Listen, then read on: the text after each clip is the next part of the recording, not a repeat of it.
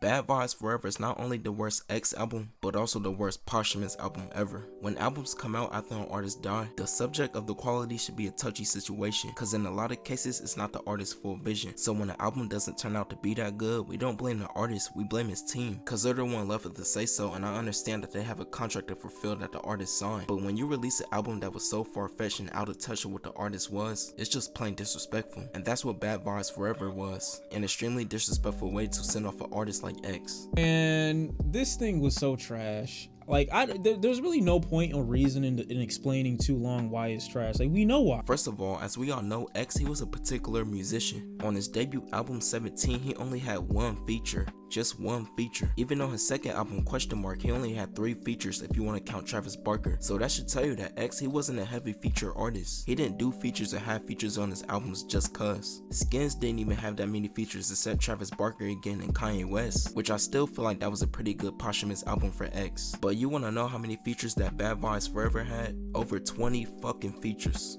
And this is from an artist who at most he had 2 features on his projects. And it's not like these features close friends or affiliates of X, that if they made a song together it would sound organic, or if X was alive he probably would have did a song with this artist. No, he has a song on here of Tory Lanez, Lil Wayne, and Rick Ross.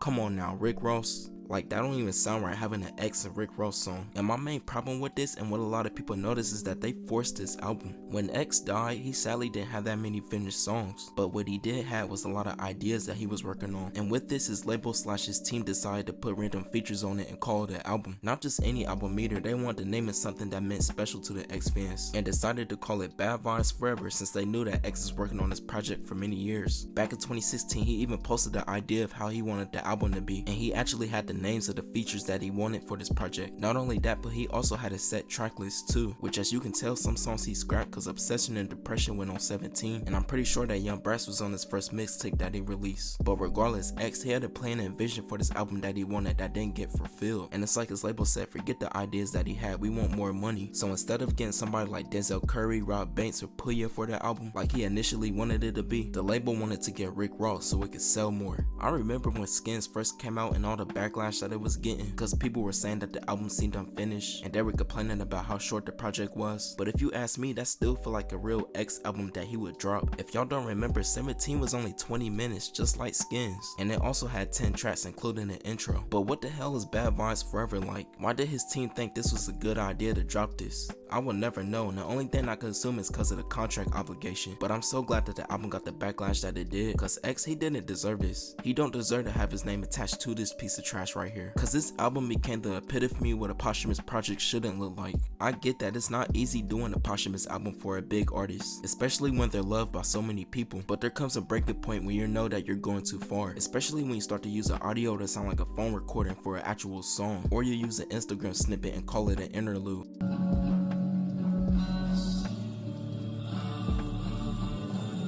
And it's just so crazy to me, and I know I keep talking in circles cause I never seen a bad posthumous album like this. Pop Smoke's second posthumous album, Faith, was bad, but at least the album has some redeeming qualities, where you know that Pop Smoke, he made a song with this artist when he was still alive. Bad Vibes Forever does not have that at all, and if it does, the song is like a minute and a half long. Clearly, Skin should have been X's last project and his team should have left his music alone. But when you're in the music business, no matter if you're dead or alive, you will always be looked at as a brand, and the labels go find every way to exploit you so they can make the most money off of you. There isn't any morals in the music industry, and X was a clear example of that. Because of how big X was after he passed away and the $10 million contract that he signed, no matter what, the artist xxxtentacion had an obligation to fill, and they were gonna get anything out of him, whether it's a voice recording or there was just an idea of a song that X never got to finish. If it sells, it's gonna get released, and despite the bad reception and how much backlash that this project would get, it still ended up selling over 72,000 copies in the first week. Bad Vibes Forever didn't only tainted X's legacy, but it literally sucked his music credibility dry, and it would turn off many fans that would look forward to his future music again. This project was also infamous for a song that he had with Lil Nas X, where years prior he dissed X on Twitter for being misogynistic, and X's team would end up removing the song off the album due to all the hate comments that X fans was giving him. But I just wish he was this outspoken before his album came out too.